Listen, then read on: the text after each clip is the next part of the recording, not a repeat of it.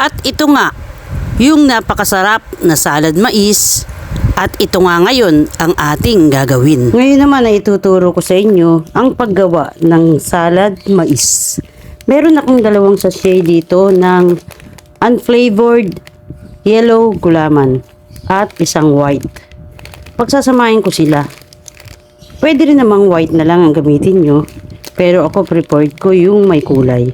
At dahil ayaw ko ng mas matingkad, ay sasamahan ko ng isang white unflavored jelly powder.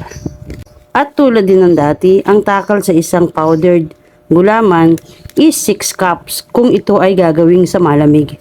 Pero kung gusto mo ay makunat, pwede kang magbawas ng tubig. At ako prepared ko sa isang sachet ng gulaman powdered is 3 cup of water.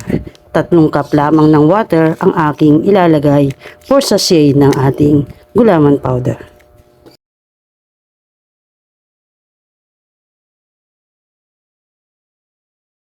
Ang takal nito ay tamang-tama lang sa isang malaking handaan katulad ng handaan sa inyong pamilya. Ayan nga at nakapaglagay na tayo ng 9 na takal ng tubig. Ilalagay na nga natin yung powdered gulaman at lulusawin na natin siya sa tubig.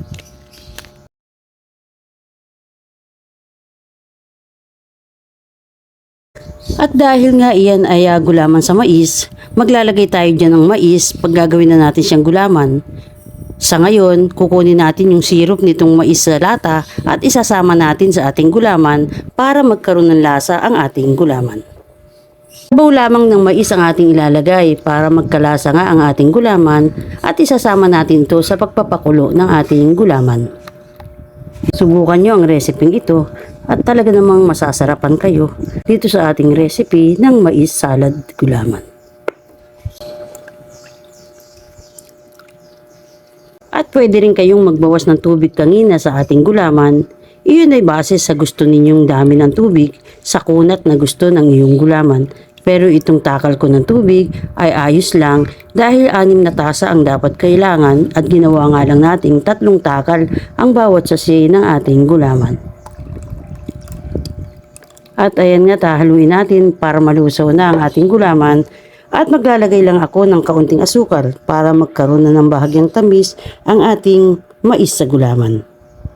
Maglalagay lamang ako ng kalahating tasa ng asukal. Pwede rin namang hindi na kayo maglagay, pero ako prepared ko na maglagay ako para magkaroon na ng bahagyang tamis ang ating gulaman. At ayan nga, haluin natin ang ating gulaman para malusaw yung ating inilagay na asukal at isasalang na natin siya sa apoy. Pagkulo nito ay isasalin na nga natin sa ating malinis na container at hahayaan nating tumigas upang maging gulaman ang ating gagawing mais salad gulaman.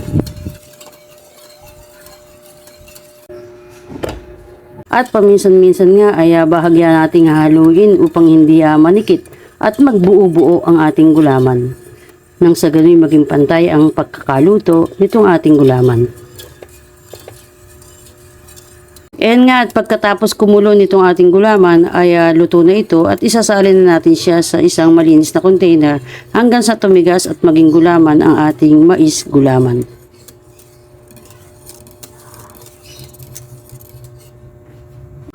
At eto na nga, naluto na ang ating gulaman. Sasalin lamang natin ito sa isang malinis na container at hahayaan nating tumigas.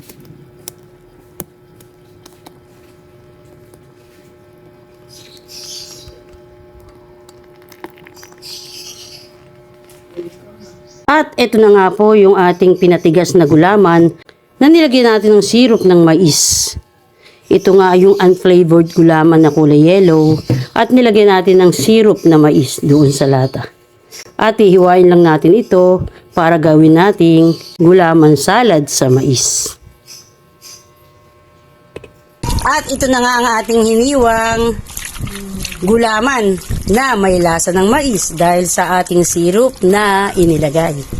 At ibubuhos na nga natin ang mais sa lata.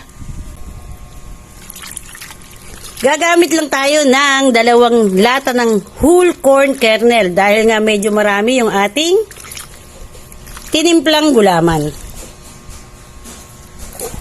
At eto nga, ilalagay pa natin yung 1 lata ng mais sa ating gulaman. At ito nga, ilalagay na natin yung ating maraming keso.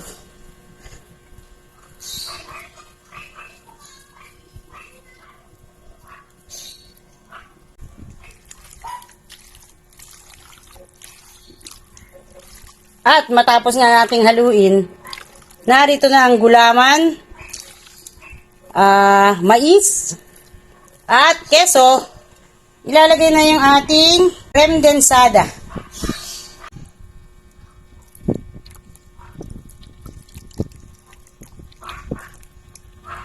Haluin ko.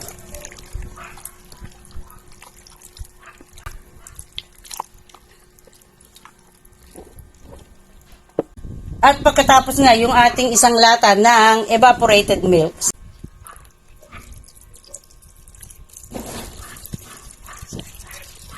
Napaka-yummy.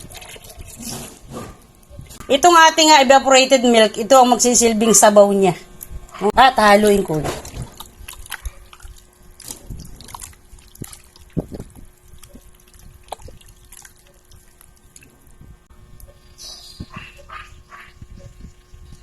Sarap nito, guys.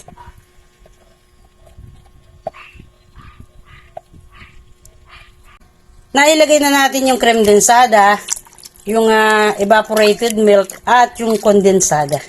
Silang tatlo lang naman ang ating pagsasamahin. Ngayon, kung gusto nyo ng medyo matabang ang lasa niyan, pwede pa kayong mag-add ng evaporated milk dahil hindi naman matamis yun. At pamparami rin yun ng sabaw ng ating salad.